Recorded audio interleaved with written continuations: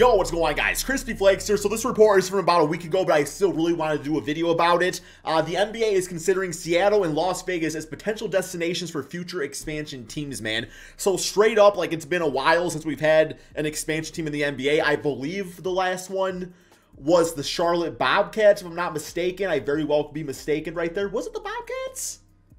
I think it was, man. I don't know if they were garbage for a while, bro. So, yeah, straight up, if you were, like, if you're one of my older fans, I'm going to be 30, so if you're like, 40 or something like that, and you watched that time, do you remember how that went down exactly? Because I don't remember. Was it like an expansion draft, or were they just like able to like sign whoever in free agency? I wasn't like paying attention to basketball at that time, man. So yeah, let me know in the comment section below.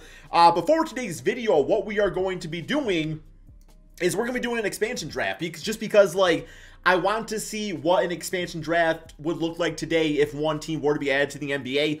Although, I would have to think, though, man, that if they added one team, they would have to add a second, right? Because, like, you can't really split up the conferences like that. Like, I mean, that would be 31 teams, right? They gotta be 32, at least in my opinion. That's how the NFL does it. So, yes, I don't know when this is going to take place. What I do know, though, is that, this is the best historical, like, thing we can use to determine what that draft's going to look like. Also, before we get going on this video, man, if you don't mind checking out my TikTok, crispyflakes_YT, really trying to grow my presence over there, and I would really appreciate, man, if you wouldn't check it out. If you don't use it, just like you following when you're watching a video helps me out so damn much, man. Thank you all so much. Okay, so here we go.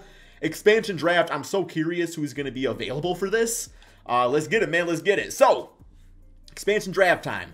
And we got all the picks, obviously. So, okay. All right, man. So we got a slew of some old heads up in here, man. We got some old head players. We got some teams trying to get out of some contracts. I ain't gonna lie, like, because you gotta think about it this way. When you're an expansion team, like, you're given the players that, either contractually or just, like, talent-wise are not, like, who teams want to keep. Like, the fact that Draymond and Klay Thompson is on here, though, like, come on now, man. But at the same time, too, it's like, if you have to give up players, maybe the Warriors, like, know that Draymond's kind of getting up there in age. Klay Thompson's got injury history, so maybe it's like, well, we don't want to, like, give up, like Jonathan Kuminga or Moses Moody or something, or, even like James Wiseman. So that's the only thing I can think about right here, man. But even from, like, a expansion draft standpoint, because, like, you don't want your team to be too good, because then you're not going to get, like, a good draft pick. And that's really got to be, like, the foundation of this, is getting a good draft pick. But at the same time, too, I don't think having a starting five of Draymond, John Wall, Klay Thompson, Melo, and Al Horford's going to win you a championship either. So, I mean, it's like you're still going to be probably a baddish team. Not the worst, but still pretty baddish. So, okay.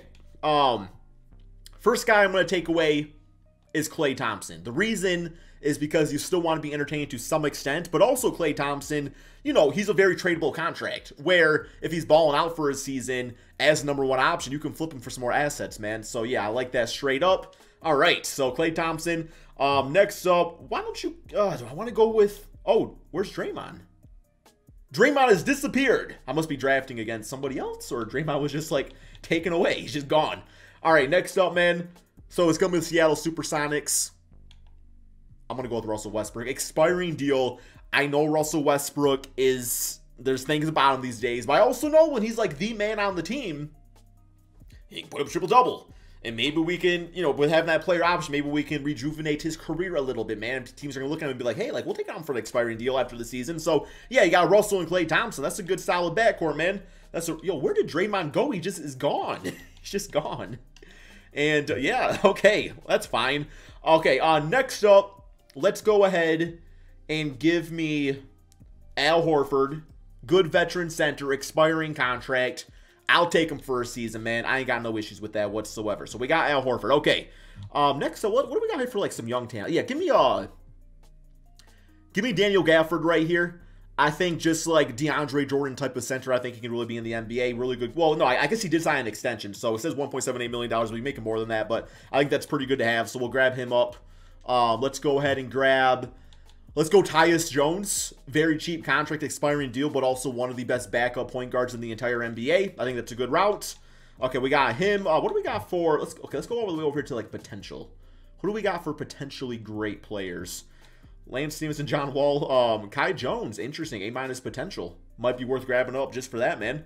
I'm going to do that, actually. Like, if he's got that type of potential, let's grab him, right? Like, it don't matter where we draft guys at. Herbert Jones. Yeah, he's kind of like one of the better, you know, like rookies in the NBA and everything like that. So, 3-and-D type of player, 6'7". I think he can guard pretty much any spot on the court with maybe the exception of the center spot. But I think he could probably even get away with that at times. So we'll grab up Herbert Jones. I like him a lot. I mean, you know, you guys gotta have some sharpshooters. I'm gonna grab Luke Kennard, I think. Man, give me some Luke Kennard. There we go. There we go. Okay, I like that. What else we got going on here, man? Listen, we don't want to get like all old heads and stuff, so. But now you get to the point where it's like, okay, well, the old heads might be the only like dudes available that are worth going after. So let's, yeah, looking at age, Deshaun Nix, Deron Sharp. Yeah, so you can definitely see these teams are like holding on to their. Oh, there we go. Like Bones Highland, I feel like that's a good choice. Like I like his potential. I feel like that would be the type of guy you would love to get. You know, be a backup for now or something like that. But once like Russell's gone, it's like, you know, the team's his and everything, and you're still going for lottery picks. So Teo Maldon's really good for OKC. Has he been injured or something? I don't actually really heard his name this season. Or did he like fall out of the rotation? I know he was good last year. Bowl, I'm gonna grab just for like the potential. I think that's fine. Okay, do we have like a complete starting five? Also point guard, shooting guard, small forward. We probably use another small forward on the team.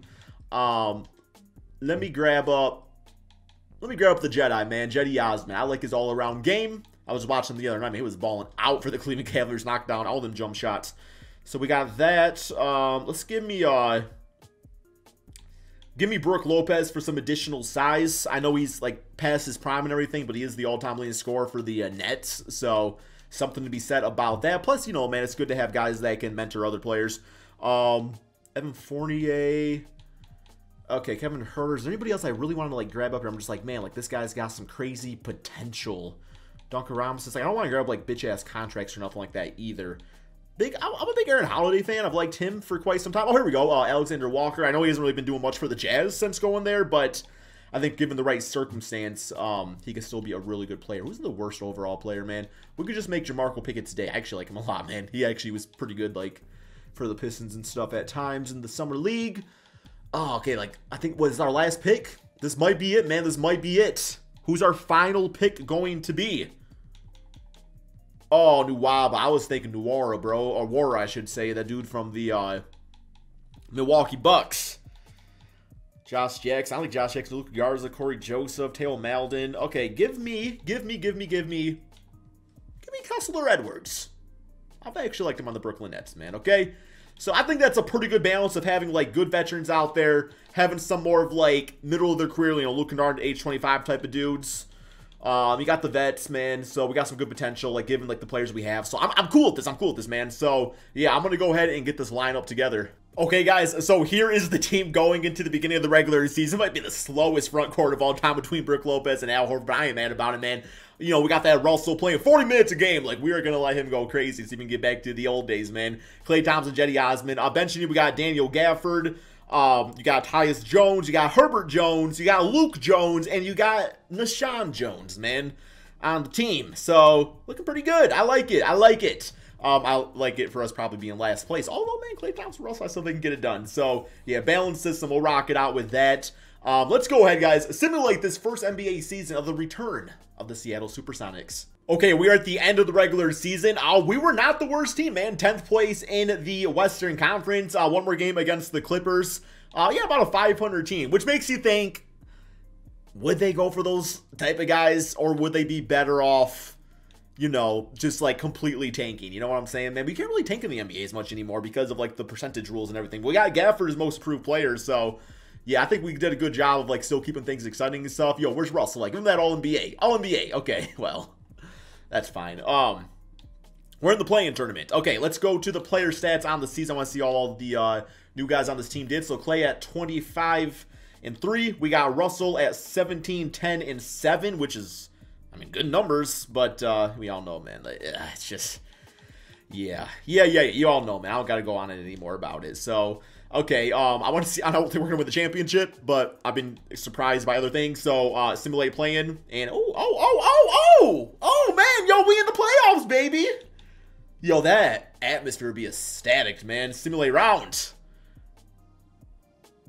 Hey, yo, we're in the second round. We're in the second round. Okay, yo, Klay 47, man.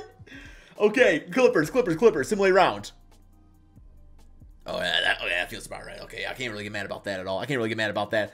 Okay, I was gonna like simulate to the draft lottery and like do all that, but we don't need to. We in the lottery, man, because we were a second round exit, which I prefer the draft pick, honestly, man. But that's all we got for this video. Thank you all so much for watching, and peace out, my friends.